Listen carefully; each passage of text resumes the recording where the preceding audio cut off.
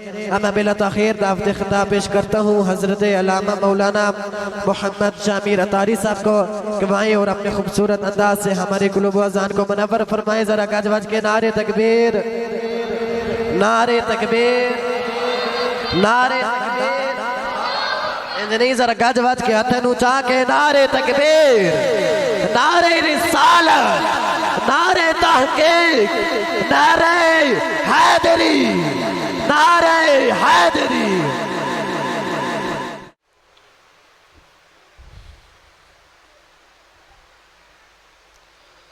الحمدللہ ثم الحمدللہ الحمدللہ الذی لہذا الدین القویم وما كنا لنهتدي لولا ان هدانا الله وما توفیقی الا باللہ وما توکلی ولی اعتمادی الا باللہ واشہد ان لا الہ الا اللہ واشہد ان سیدنا حبیبنا وشفیعنا وقرۃ العین محمد صلی اللہ علیہ وسلم.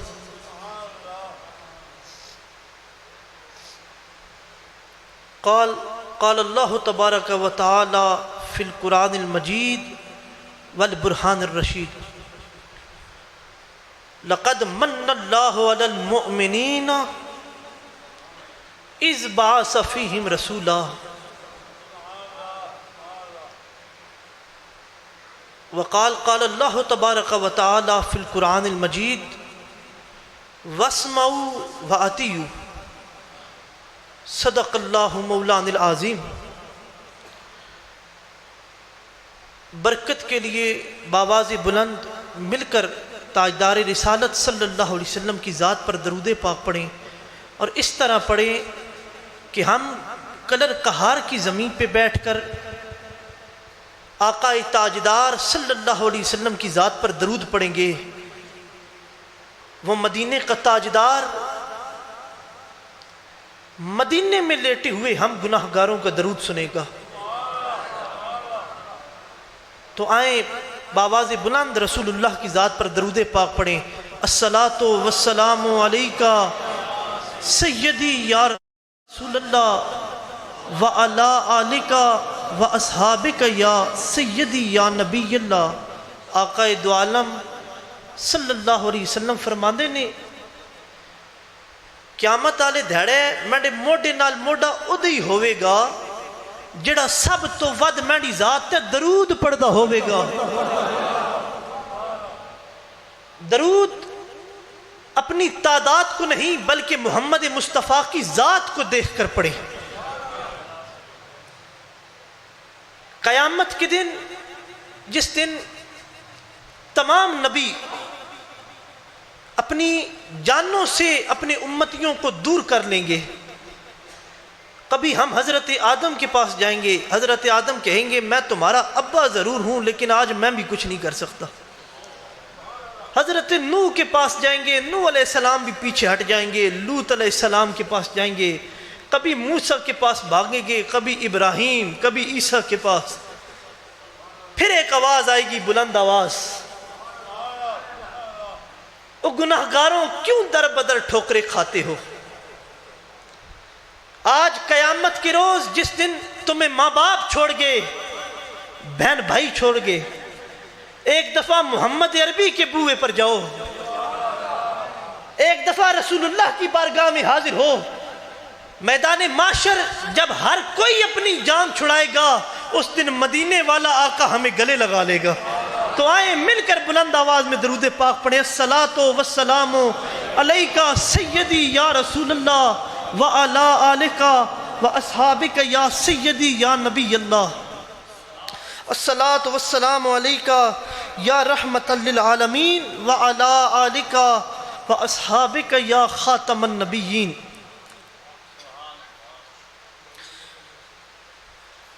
निहायत ही वाजिबुल एहतराम मुअज़्ज़ज़ सामाईन किराम, बिलखुसूस जनाब हाफिज़ सलीम साहिब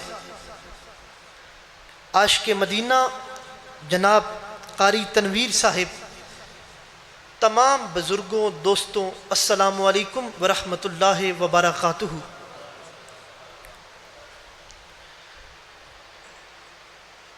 मैं मस्जिद की इंतज़ामिया का शुक्रगुज़ार हूँ और जिस शख्स ने भी इस मजलिस को इनेकाद कराने में अपना हिस्सा शामिल किया, अल्लाह ताला से दुआ है अल्लाह ताला उसकी ज़िंदगी में, उसके माल में बरकत अता फरमाए। सामाईन किराम, गुफ्तगू को तवज्जो के साथ सुनेंगे तो मैं आपको एक नतीजा देकर जाऊँगा। मेरा मकसद जहाँ जश्न मुस्तफ़ा बयान करना, वहीं मिशन मुस्तफ़ा को याद कराना भी है, क्योंकि हमारा बड़ा अजीब अलमिया कि हम 12 रबीउल अव्वल पर ना बड़ी लाइटें और बड़ी गलियां साफ करते हैं। कलर कहार वालों, एक सवाल करता हूँ, 12 रबीउल अव्वल के लिए आपने गलियां साफ की, नालियां साफ की, सड़कें साफ कर दी, जिधर से आपने गुजरना था, क्या वो दिल साफ कर सके जिधर मकीने गुंबद खजरा ने आकर ठहरना था? वो गलियां तो अपने लिए साफ की ना, हमने गुजरना था। क्या वो दिल साफ कर सके जहां मदीने की मकीने गुंबद खजरा ने आकर ठहरना था? अगर महफिल सुनने के बाद सुबह जाकर फजर की नमाज कज़ा हो जाए तो फिर महफिल को फायदा नहीं है। आपके इधर इलाके के अंदर एक बहुत बड़ी महफिल हुई, मैं इलाके का नाम नहीं लूँगा, बहुत बड़ी महफिल, कुछ लोग समझ जाएंगे। महफिल सुबह 10 बजे शुरू हुई थी और असर तक महफिल रही, 6 से 8 घंटे महफिल। लेकिन जब मगरिब की नमाज का वक्त था ना, तो एक इमाम साहब थे और एक मुक्तदी था उसी मस्जिद के अंदर जहाँ महफिल हुई थी। सरे मिंबर वो ख्वाबों के महल तामीर करते हैं, इलाजे मर्ज नहीं करते, फकत तकरीर करते हैं। खतीब साहब मर्ज का इलाज नहीं करे, बीमारी का इलाज। अगर आप अपने किसी बुजुर्ग को आज अस्पताल ले जाएं ना, या हकीम के पास ले जाएं, बीमारी कोई और हो, वो दवाइयां कोई और देते रहे तो फायदा नहीं है। इसी तरह यहां जो लोग आते हैं वो अपनी बीमारियों को लेकर आते हैं।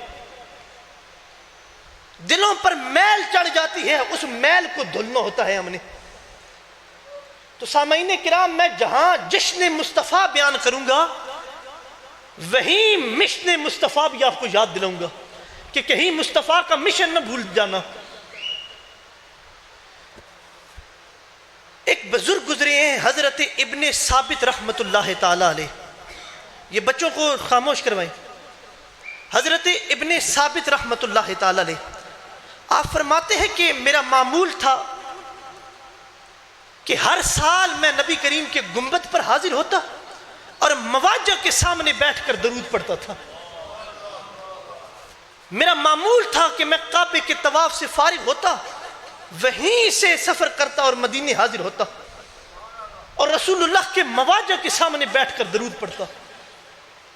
आप कहते हैं कि मैंने 60 साल तक ये किया कि हर साल बारगाह मुस्तफ़ा में हाजिर होता और हुजूर के गुंबद के सामने बैठकर मुस्तफ़ा पर दरूद पढ़ता था। एक साल ऐसा हुआ कि मेरी जिंदगी के 79 साल गुजर चुके थे। एक साल ऐसा हुआ कि मैं रसूलुल्लाह के गुंबद पर हाजिर ना हो सका। मैं घर बैठा बड़ा रो रहा था, या रसूलुल्लाह बड़ी आफत आ पड़ी, ये कैसी मुश्किल आ पड़ी, हर साल आपके गुंबद पर हाजिर होता था, आपके सामने बैठकर दरूद पढ़ता था। या रसूलुल्लाह इब्ने साबित पर कैसा साल आ पड़ा कि इस साल मैं आपकी बारगाह में नहीं हाजिर हो रहा। आप फरमाते हैं मैं अपने घर में जमीन पर दीवार के साथ टेक लगाए बैठा था, रो रहा था, रोते रोते मेरी आंख लग गई। میں سویا مکینے گنبد خضرا میری خواب میں تشریف لے آئے، نبی کریم خواب میں تشریف لے آئے۔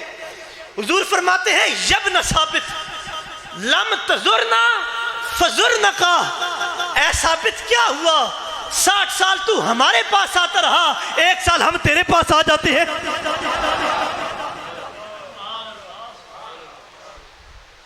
فریاد امتی جو کرے حال زار میں۔ ایک بزرگ کے متعلق روایت آتی ہے کہ انہوں نے اپنے بیٹے کو ساتھ لیا اور سفر پر جا رہے تھے۔ ان کا بیٹا بتاتا ہے میرے والد کی راستے کے اندر انتقال ہو گیا۔ اب باپ کا انتقال ہوا، میرے پاس نہ کفن تھا، کچھ بھی نہیں انتظام تھا۔ اب میں وہاں بیٹھ گیا زمین پر اور میں دیکھتا ہوں میرے باپ کا جسم پھولنے لگ پڑا اور چہرہ بگڑنے لگ پڑا۔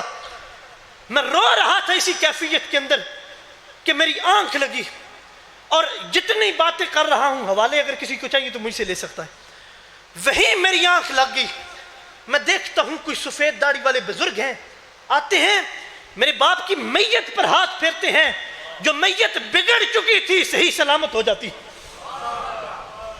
جو میت بگڑ چکی تھی میری باپ کی وہیں صحیح سلامت ہو جاتی۔ میری آنکھ کھلی، میں نے کہا شاید خواب تھا۔ جب باپ کو دیکھا تو میت سلامت تھی، بالکل صحیح، جو بگڑ چکی تھی۔ پھر پریشانی کی عالم میں سو گیا، دیکھتا ہوں تھوڑی دیر کے بعد وہ بزرگ وہیں آتے ہیں، سفید داڑھی ہے۔ میں قدموں میں گر گیا، میں نے کہا بتائیں تو صحیح آپ ہیں کون؟ جنگل کے اندر ہم ویران تھے، کوئی نہیں ہمارے پاس تھا، کون ہے جو اس مشکل حالت میں ہماری خبر لینے آئے؟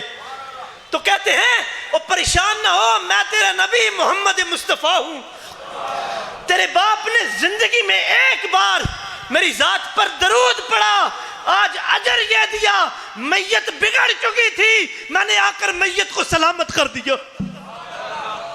فریاد امتی جو کرے حال زار میں۔ وہ ایک دفعہ مدینے والے سے مانگ کر تو دیکھو، آج لے ان کی پجا، آج مدد مانگ ان سے، کل نہ مانیں گے قیامت میں اگر مان گیا۔ فریاد امتی جو کرے حال زار میں، ممکن نہیں کہ خیر بشر کو خبر نہ ہو۔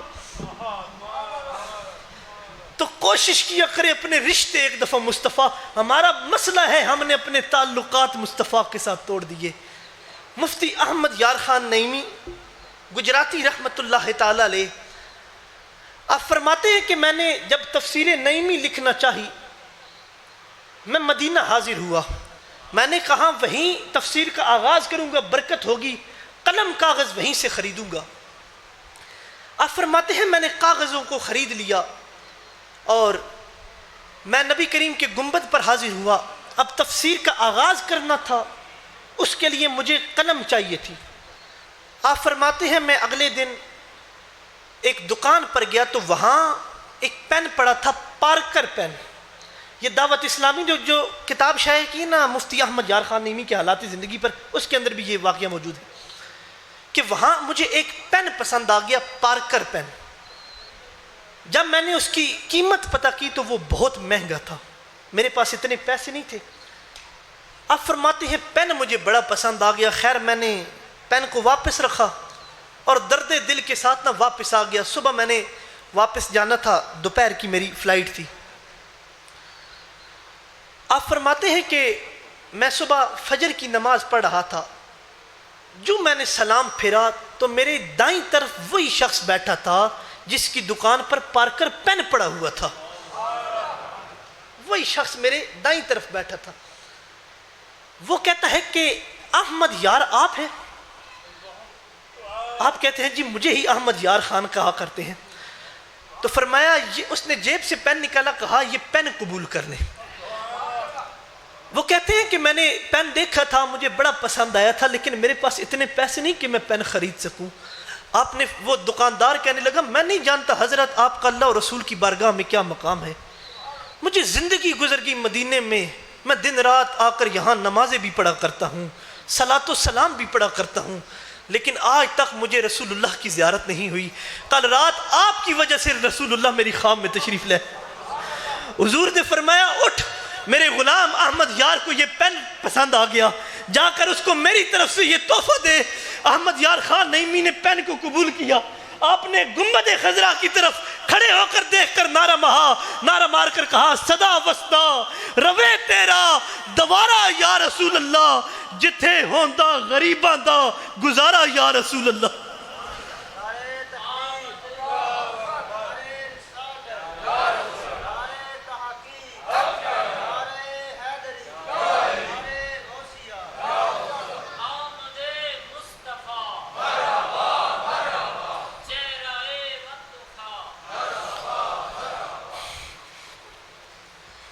تو جب رشتے مصطفیٰ کے ساتھ جڑ جائیں نا تو وہاں سے کرم نوازیاں ختم نہیں ہوتی، وہ آج بھی نواز رہے ہیں، بس ہماری تارے مصطفیٰ کے ساتھ ٹوٹ گئی۔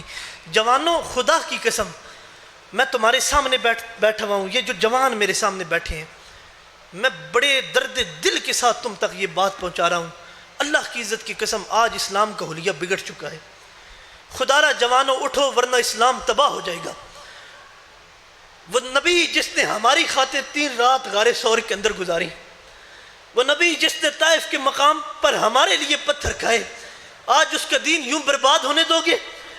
خدا را جوانوں آج اٹھو، طرح طرح کے فتنے آگئے، طرح طرح کے لوگ آگئے، اٹھو جوانوں، آج رسول تمہاری طرف دیکھ رہے ہیں۔ وہ جو رہ رہے ہیں مدینے میں، کوئی ان کو جا کے یہ دے خبر کہ چلی ہے آندیاں یہ زور سے کہ چمن حضور کا ہے اڑ چلا۔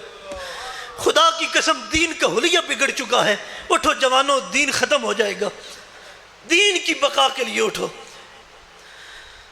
تو خیر، کیونکہ ربیع الاول کا مہینہ چل رہا اور صرف جشن مصطفیٰ ہم نہیں مناتے، بلکہ یہ حضرت آدم سے چلا اور آج ہم تک پہنچا۔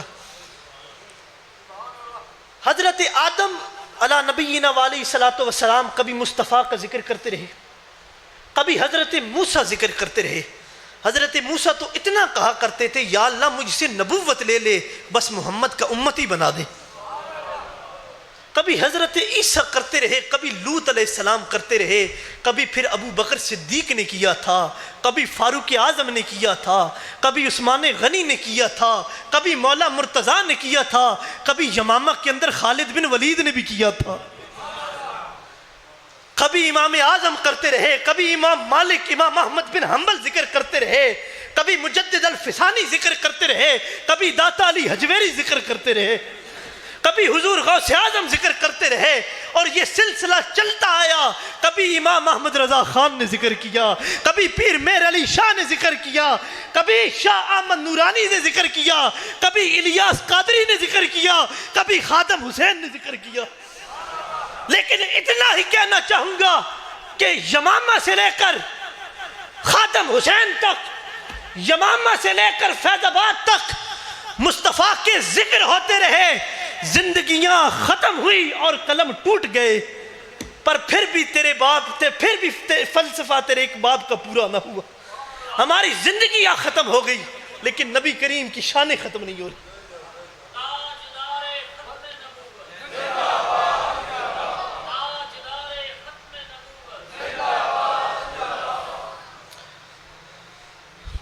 آج کچھ لوگ اعتراض کرتے ہیں کہ 12 ربیع الاول کو اگر مصطفیٰ کی ولادت کا دن ہے تو 12 ربیع الاول کو مصطفیٰ کی وصال کا دن ہے، اور بعض روایات کے اندر آتا ہے کہ جس دن نبی کریم پیدا ہوئے اسی 12 ربیع الاول کو پھر اگلے 63 سال کے بعد آپ کا وصال ہوا۔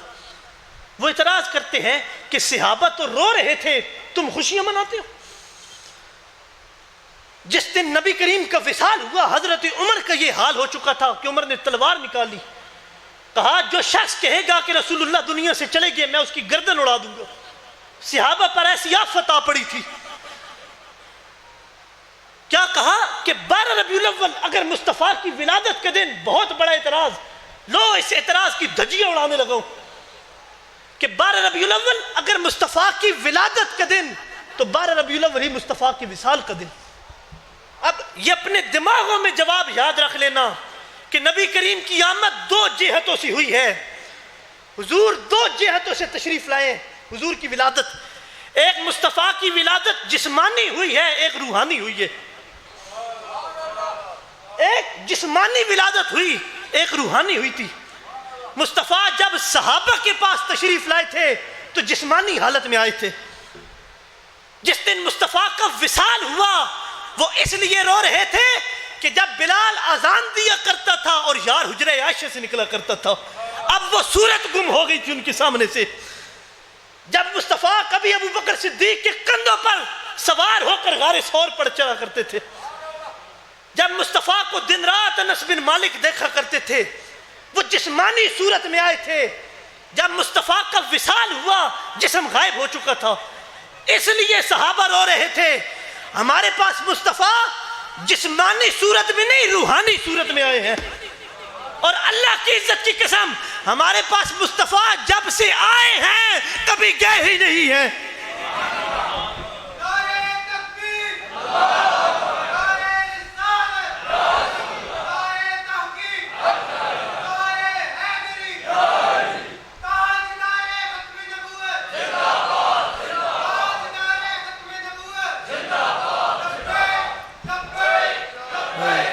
رسول اللہ لبیک لبیک لبیک یا رسول اللہ لبیک۔ تو ہمارے پاس مصطفیٰ کی آمد روحانی صورت میں ہوئی، اور جب سے آئے ہیں کبھی گئے ہی نہیں ہیں، تو پھر ہم کیوں سوگ منائیں؟ اب آپ دیکھتے ہوں گے کہ کلر کہار کے اندر بھی کچھ ایسی جگہ ہوں گی کہ ہمارے ہاں تو مسجدوں کے اندر چراغاں کیا جاتا ہے مصطفیٰ کی آمد پر، اور وہاں ماتم بچھ جایا کرتا ہے۔ اور سنیو، پریشان نہ ہوا کرو، یہ 1500 سال سے چلتا آ رہا ہے کہ جب مصطفیٰ کی آمد ہوئی تو کفر کے اڈوں پر موت طاری تھی، اسلام کے مرکز پر بہار آ گئی تھی۔ تو یہ 1500 سال سے چلتا آ رہا ہے۔ ڈٹھے ورق قرآن دے پھول سارے، تیری شان جیا نہ کوئی ہور ڈٹھا۔ ڈٹھے ورق قرآن دے پھول سارے، تیری شان جیا نہ کوئی ہور ڈٹھا۔ کوئی نور آکھے کوئی بشر آکھے، پہندہ رات دن ایہو شور ڈٹھا۔ او اللہ لیا گالی مکا سٹی، سنیا ہور ڈٹھا وہابیہ ہور ڈٹھا۔ تو کفر کے اڈوں پر موت طاری ہوتی ہے، اسلام کے مرکز پر بہار آ جاتی ہے جب مصطفیٰ کی آمد۔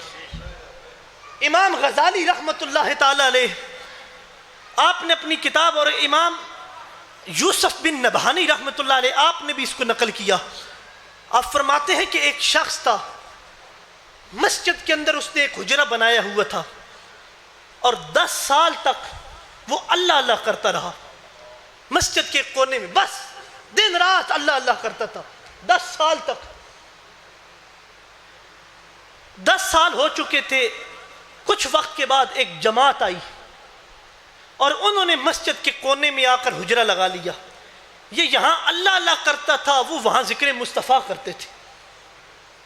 یہ صرف اللہ اللہ کرتا تھا، وہ اللہ اللہ بھی کرتے تھے، نبی نبی بھی کیا کرتے تھے۔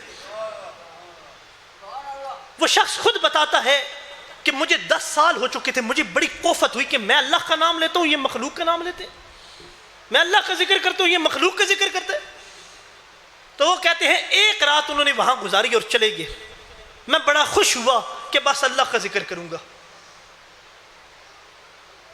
تو وہ کہتا ہے کہ جب رات ہوئی میں سو گیا، میں نے دیکھا کہ جس حجرے کے اندر میں خواب میں دیکھتا ہوں میں بیٹھا تھا، اور 10 سال تک میں وہاں اللہ اللہ کرتا رہا۔ اس کا پھل یہ مجھے ملا کہ وہاں تاریکی تھی، اور جس حجرے کے اندر وہ نبی کا میلاد بنانے والے چند گھنٹے آ کر نبی نبی کرتے رہے، وہاں خود مصطفیٰ تشریف فرماتے۔ اس دن کے بعد میرا عقیدہ بدلا کہ صرف اللہ اللہ کرنے سے کچھ نہیں ہوتا اگر نبی کا دامن ہاتھ کے اندر نہ ہو۔ اللہ تعالیٰ قرآن پاک میں ارشاد فرماتا ہے قل هو اللہ احد، محبوب آپ فرمائیں کہ اللہ ایک ہے۔ اب اس قل کے اندر ساری بحث ہے۔ قل کے اندر اللہ تمہیں پیغام دینا چاہتا ہے کہ جب میں خدا ہو کر قادر ہو کر نبی کو کہتا ہوں کہ آپ فرما دے لوگوں کو، میں قادر ہوں، میں خود بھی لوگوں سے کہہ دیتا ہوں، لیکن بغیر وسیلے مصطفیٰ سے میں تم لوگوں سے بات نہیں کرتا، اور تم مجبور ہو بغیر وسیلے مصطفیٰ سے تم مجھ سے کیسے بات کر سکتے ہو؟ اگر میں قادر ہو کر مصطفیٰ کے وسیلے کے بغیر تم سے بات نہیں کرتا، تم مجبور ہو کر مصطفیٰ کے وسیلے کے بغیر مجھ سے بات کرتے۔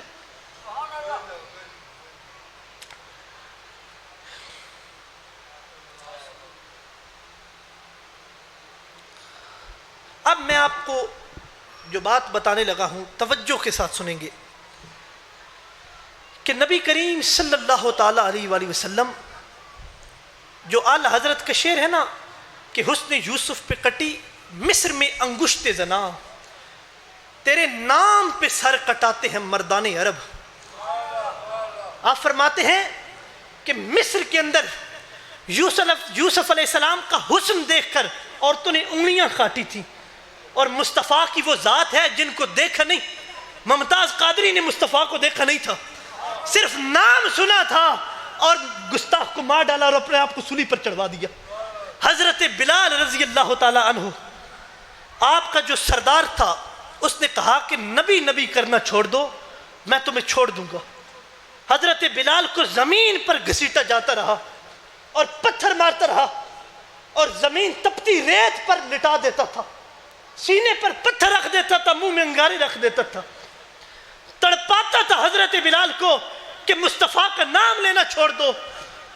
لیکن اللہ کی عزت کی قسم تاریخ گواہ اور روایات کے اندر آتا ہے کہ حضرت بلال نے مصطفیٰ کا ساتھ نہیں چھوڑا، اور کانٹوں پر لیٹ کر حضرت بلال یہی کہا کرتے تھے، کتنی تسکین ہے وابستہ تیرے نام کے ساتھ، ارے نیند کانٹوں پہ بھی آ جاتی ہے آرام کے ساتھ۔ صرف مصطفیٰ کے نام پر غازی علم الدین شہید، آپ نے جب راجپال کو مارا انڈیا کے اندر جا کر، جب آپ نے گستاخ رسول کا سر جدا کر دیا، آپ کو قید کر دیا گیا۔ اب کیس چلنے لگ پڑا عدالت کے اندر۔ قائد اعظم اور علامہ اقبال آپ کے پاس آئے اور کہا کہ علم الدین بس اتنا کہہ دے کہ یہ کام میں نے فرط جذبات میں کیا، ہم تمہیں چھڑا لیں گے، اتنا بس بیانیہ دے دے، یہ کام مجھ سے فرط جذبات میں ہو گیا تھا، ہم تجھے چھڑا لیں گے۔ آپ نہ مانے۔ پتہ چلا کہ آپ کے پیر صاحب غازی علم الدین کے جو پیر صاحب ہیں، آپ کو ان کے ساتھ بڑی عقیدت ہے، اگر وہ کہیں تو یہ مان جائیں گے۔ پیر صاحب کا ریلوے کا ٹکٹ کرایا گیا، آپ بڑے ضعیف تھے، بڑی مشکلوں سے لے جایا جا رہا ہے، پیر صاحب بھی مان گئے، میں کہہ دوں گا علم الدین اپنا بیان واپس لے لے، کہہ دے کام جذبات میں کر گیا ہوں، اتنا قیمتی جوان ہے، بچ جائے گا۔ آپ کہتے ہیں کہ پیر صاحب جب ریلوے سے اترے اور جا رہے ہیں آپ قید خانے کی طرف، ابھی آپ نے علم الدین کو نہیں دیکھا، جو ہی حال کے اندر انٹر ہوئے اور سلاخوں کے پیچھے علم الدین تھا، آپ نے وہیں سے آواز ماری، علم الدین مصطفیٰ کے نام پہ مر جائی، اپنا بیان نہ واپس لئی۔ لوگ قدموں پہ گر گئے، یہ کیا کر ڈالا، غضب کر دیا، ہم آپ کو کس لیے لائے تھے، آپ نے کیا کیا؟ آپ نے فرمایا میں کیا کرتا، جب میں نے نگاہیں علم الدین پر ڈالی تو اللہ کی عزت کی قسم دائیں مصطفیٰ کھڑے تھے، بائیں مرتضیٰ کھڑے تھے۔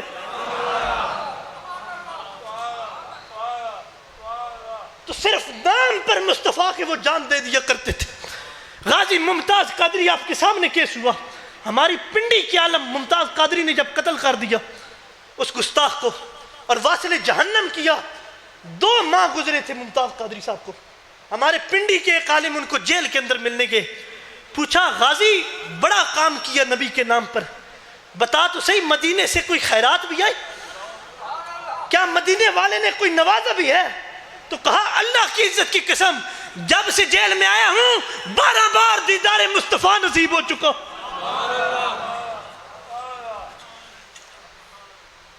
حسن یوسف پہ کٹی مصر میں انگشت زنا، تیرے نام پہ سر کٹاتے ہیں مردان عرب۔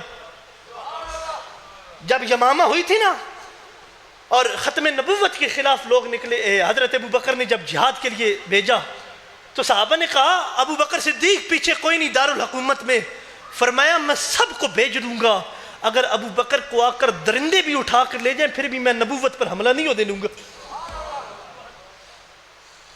تو اتنی بلند وہ ذات ہے، دیکھیں یہ تو جاہل ہے یہ جو کہتا ہے نبی ہماری طرح ہے، اس کو کیا پتہ مصطفیٰ کیسے ہیں، اس کو کیا پتہ مصطفیٰ کی شانوں کا۔ حضور کے صحابی نبی کریم صلی اللہ علیہ وسلم نماز پڑھا رہے ہیں، اور نماز پڑھاتے پڑھاتے آپ کو معلوم ہوا کہ صحابہ کے خشوع و خضوع میں کمی آ گئی۔ اب نگاہیں آگے ہیں مصطفیٰ کی، صحابہ پیچھے ہیں، اور خشوع کا تعلق دل کے ساتھ ہوتا ہے۔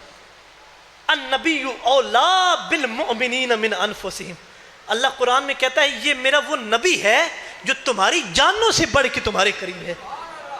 نبی کریم نماز پڑھا رہے، سلام پھیرا، حضور نے فرمایا صحابہ حال ترون قبلتی ہا ہونا، اور تم سمجھتے ہو کہ میں جب آگے دیکھتا ہوں مجھے پیچھے کی خبر نہیں ہوتی؟ حال ترون قبلتی ہا ہونا، سمجھتے ہو میں آگے تکتا ہوں مجھے پیچھے کی خبر نہیں ہوتی؟ انی لا اراکم من وراء ظہری، اور اللہ کی عزت کی قسم جس طرح محمد آگے دیکھا کرتا ہے اسی طرح محمد پیچھے دیکھا کرتا ہے۔ فواللہ لا یخفی علی خشوعکم ولا رکوعکم، میرے صحابہ مجھ پر نہ تمہارے خشوع پوشیدہ ہے نہ رکوع پوشیدہ ہے۔ تو یہ جو کہتا ہے مصطفیٰ ہماری طرح ہے، اسا محلے چودھاری کھوتی کوئی نہیں دیندہ، او براقت پھر دے۔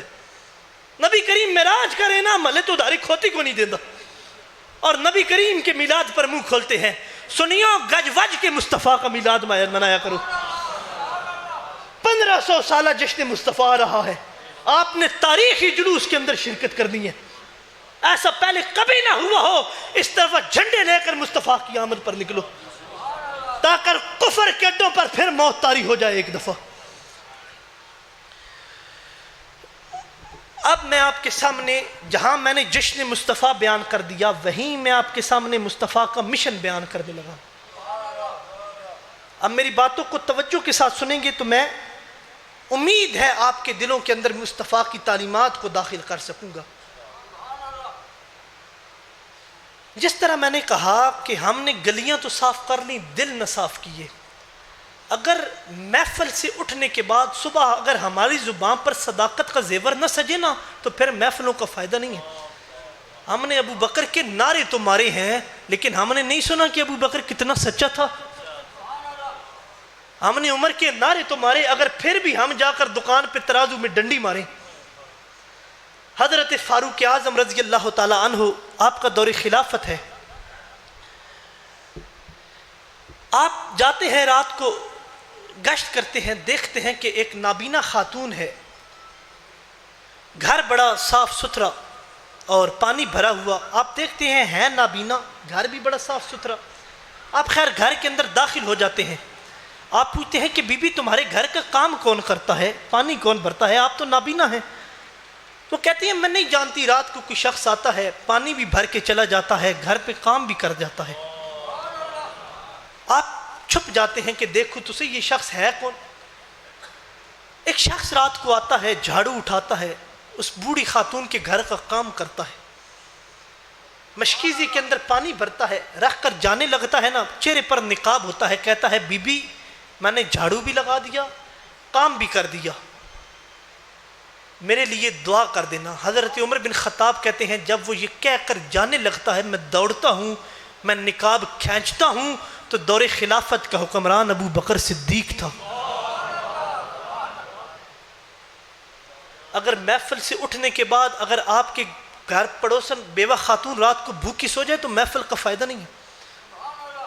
میں نے آپ کے سامنے جشن مصطفیٰ بیان کیا، لیکن ایک یہ بھی حقیقت ہے، ہم اپنے گھر پر 20,000 کی لائٹیں تو لگا لیتے ہیں، ہمیں پتہ ہے کہ کسی بیوہ خاتون کا دکان پر قرض ہے۔